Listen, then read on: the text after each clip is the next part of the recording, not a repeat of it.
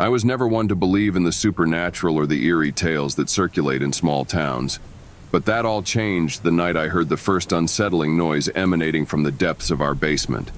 It began innocently enough, a faint scratching sound that could easily be dismissed as rodents or old pipes settling. However, as the nights passed, the noises grew louder, more distinct, and altogether more sinister. I tried to brush off my growing unease, attributing it to stress or an overactive imagination, but deep down I knew something was terribly wrong. Each night as I lay in bed, the scratching would start, accompanied by soft whispers that seemed to slither through the cracks in the floorboards. One evening, unable to bear the torment any longer, I mustered the courage to investigate.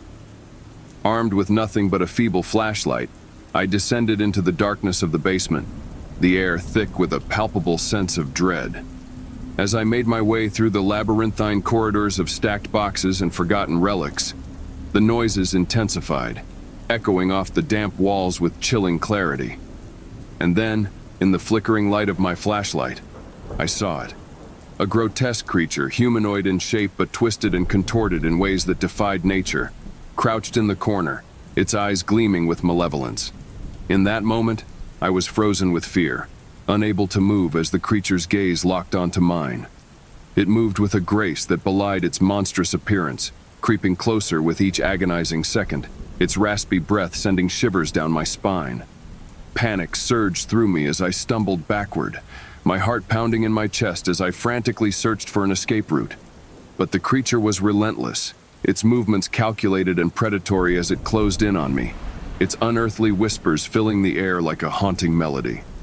I fled, scrambling up the stairs with the creature hot on my heels, its unearthly wails echoing in my ears.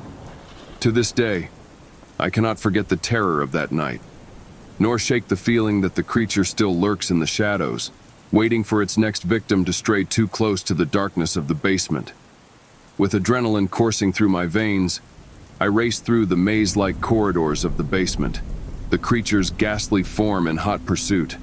Every corner I turned, every shadow I passed, I could feel its malevolent presence looming closer, its twisted limbs contorting with an otherworldly grace. My mind raced, desperately searching for a way to escape this nightmare. In a moment of sheer desperation, I spotted a heavy tool resting against the wall, a rusted shovel, its edges dulled with age. With trembling hands, I snatched it up, clutching it tightly as my only defense against the encroaching darkness. But the creature was relentless, its unearthly speed closing the gap between us with frightening ease. With a primal scream of defiance, I whirled around, swinging the shovel with all the strength I could muster. The blow connected with a sickening thud, sending the creature sprawling to the ground with an otherworldly howl of pain. For a moment, I dared to hope that it was over, that I had vanquished this nightmare once and for all. But as the creature staggered to its feet, its eyes burning with a newfound fury, I knew the battle was far from won. With a renewed sense of determination, I launched myself at the creature, wielding the shovel like a weapon forged in desperation. Blow after blow rained down upon the creature, each strike fueled by a primal instinct to survive. And then, with one final decisive swing, the shovel connected with the creature's twisted form, sending it crashing to the ground in a mangled heap. For a moment there was silence, broken only by the ragged sound of my own breath echoing in the darkness. And then, slowly, cautiously, I approached the fallen creature, its once terrifying form now still and lifeless. As I stood over its defeated body, a sense of triumph washed over me, mingled with a bone-deep exhaustion that seemed to seep into my very soul. But even as I allowed myself a moment of relief, I couldn't shake the nagging feeling that this nightmare was far from over, that somewhere in the shadows, another horror lurked, waiting to take its place. As I stood there gasping for breath, a sinking feeling settled in the pit of my stomach. Despite the creature lying motionless at my feet, an unsettling sense of foreboding lingered in the air, whispering of horrors yet to come. Before I could fully process what had just transpired, the sound of approaching footsteps echoed through the basement. With a jolt of dread, I realized that my parents were returning home from work, unaware of the terror that awaited them in the darkness below. Frantically, I searched for a way to warn them, to spare them from the same fate that had nearly befallen me. But before I could utter a word of caution, a low guttural growl filled the air, followed by the sound of movement from behind me. With a sinking heart, I turned to see the creature's twisted form stirring once more, its eyes blazing with a renewed hunger for blood. Horror washed over me as I realized the truth. The creature was not defeated, merely dormant, biding its time until it could strike again. Before I could react, the creature began to multiply, splitting into grotesque replicas of itself with chilling efficiency. Panic surged through me as I realized the magnitude of the threat now facing us, the darkness of the basement teeming with an army of malevolent entities. With a sense of urgency born of desperation, I fled from the basement, racing to warn my parents of the impending danger. But even as I reached the safety of the main floor, I knew that time was running out, that the creatures would stop at nothing to claim their next victims. As the front door swung open, my parents stepped inside, their expressions shifting from confusion to concern at the sight of me trembling on the threshold. Before I could utter a word of warning, the creatures descended upon us, their twisted forms moving with terrifying speed. In the chaos that followed, I fought with all my strength to protect my family, but it was futile. The creatures overwhelmed us, their numbers too great to withstand, and in the end, we were no match for their insatiable hunger for destruction. As darkness closed in around me, I could only pray that someone somewhere would find a way to stop the horror that had been unleashed upon our once peaceful home. But deep down, I knew that the nightmare was far from over, that the creatures would continue to multiply and spread their reign of terror until nothing remained but shadows and despair. In the final moments of the struggle, as the creatures closed in around me with relentless determination, I realized with a sinking heart that there would be no escape. Despite my best efforts, despite the sheer force of will driving me forward, I was no match for the horrors that lurked in the shadows. With a gut-wrenching sense of defeat, I watched as the creatures descended upon me, their twisted forms tearing into my flesh with merciless precision. Pain lanced through my body, each agonizing moment stretching into eternity as I fought desperately for every breath. But it was futile. In the end, I was no more than prey to be hunted, another victim claimed by the darkness that lurked within the depths of the basement. As my vision dimmed and the darkness closed in around me, I knew that this was how it ended for me and my family. All I could see in the end was pure darkness, and all I could do was scream in pain until I would be sure that this was my demise.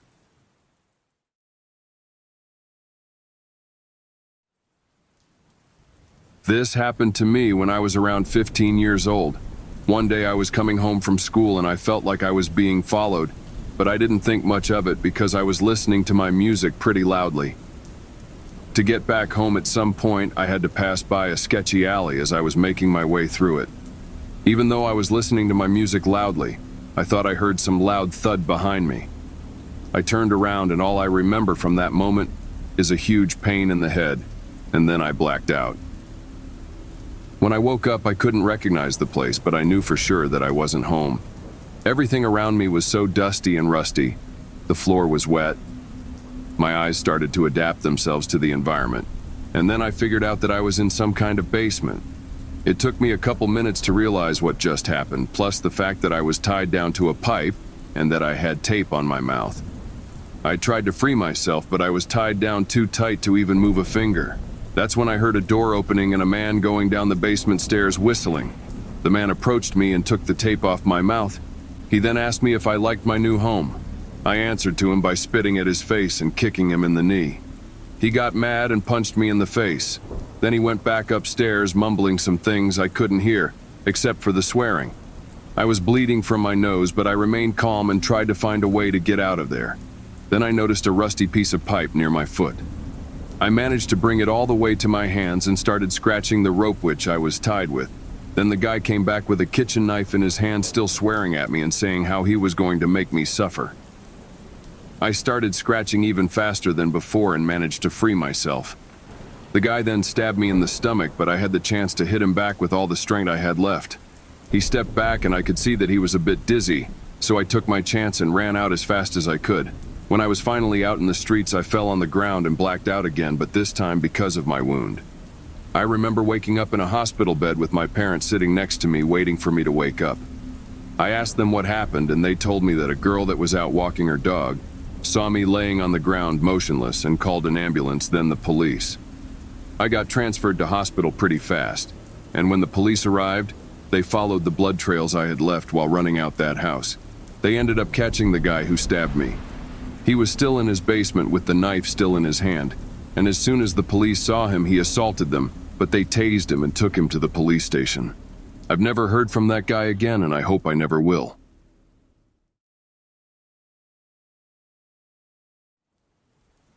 I've always been an avid reader, the kind who would spend hours in the library lost in the world of books. My local library, a centuries-old building, was my sanctuary. It was a place where I felt at peace, surrounded by the scent of old books and the soft hum of the air conditioning. But that all changed one fateful evening. I was in the library as usual, engrossed in a novel about ancient civilizations. As the evening wore on, I realized I was the last patron left. The librarian, Mrs. Henderson, informed me that they were closing soon, but I could stay a bit longer if I wanted. Gratefully, I nodded and continued reading. After a while, I needed to stretch my legs and decided to explore the basement. I'd heard rumors about it being haunted, but I never believed in such things. The basement was off limits to the public, but my curiosity got the better of me. I sneaked down the old wooden staircase, the creaking of the steps echoing in the silence. The basement was dimly lit with rows of old manuscripts and books covered in dust. As I walked further in, I stumbled upon a locked door with an ornate handle. The door seemed out of place, newer than the rest of the basement. My curiosity piqued, I tried the handle, and to my surprise, it turned. Inside was a small room, the walls lined with old portraits and a large ornate mirror in the center. But what caught my attention was a figure in the corner. A man with pale skin and sharp features dressed in clothes from a bygone era. His eyes, a deep shade of red, locked onto mine. Frozen in fear, I watched as he slowly approached me. "Who are you?" I managed to whisper. He smiled, revealing a set of sharp fangs. "I am Lord Alistair, and you, my dear, have awakened me from my slumber." I backed away, realizing the gravity of my mistake. "You're a vampire?" He nodded. "Indeed. I've been trapped in this library for centuries, waiting for someone to release me." Panicking, I tried to run, but he was faster. He grabbed my wrist, his grip cold and unyielding. "You've set me free," he whispered, "and for that I am grateful. But I am also very hungry." I closed my eyes, preparing for the worst. But then, a bright light filled the room. Mrs. Henderson stood at the doorway, holding a cross. "Back, creature of the night," she shouted. Lord Alistair hissed and released me, retreating to the shadows. Mrs. Henderson quickly pulled me out of the room and locked the door behind us. As we made our way upstairs, she explained that the library was built on the grounds of Lord Alistair's mansion. He had been a feared vampire lord in the 18th century, before being trapped in the library basement by a group of hunters. The library staff had been guarding the secret ever since. I thanked Mrs. Henderson for saving me and promised never to venture into the basement again. But the events of that night haunted me. Every time I passed by the library, I could feel Lord Alistair's eyes on me, waiting for another chance to be set free. And then, one day, I noticed Mrs. Henderson was no longer at the library. The new librarian told me she had retired and moved away, but I couldn't shake off the feeling that something was amiss. A few weeks later, I received a letter with no return address. Inside was a note in elegant handwriting. "Thank you for setting me free. I have taken care of Mrs. Henderson. You're next." From that day on, I lived in constant fear, always looking over my shoulder, waiting for Lord Alistair to come for me. The consequence of my curiosity was a life of paranoia and dread, knowing that a centuries-old vampire was out there, hunting me.